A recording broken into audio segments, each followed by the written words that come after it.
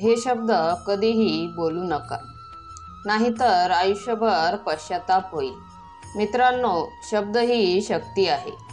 ती आशीर्वादही देऊ शकते आणि विनाशही करू शकते। स्वामी समर्थ सांगतात, जिभेचा वापर साधना आहे। ती चुकीच्या दिशेने गेली तर संकट ओढवते। आपण रागात, दुःखात किंवा चिडचिडीत असताना काही वेळा असे शब्द बोलतो, माझं काही होत नाही, मी अपयशी आहे, माझं नशीबच वाईट आहे। हे शब्द आपल्या जीवनावर नकारात्मक परिणाम करतात। त्याऐवजी रोज स्वतःला सांगा, स्वामी समर्थ माझ्या पाठीशी आहेत, माझं आयुष्य बदलतंय, मी समर्थ आहे। जसे बोलाल तसंच विश्व घडवेल। लक्षात ठेवा, स्वामी समर्थ भक्तांचे शब्द हे मंत्र असतात।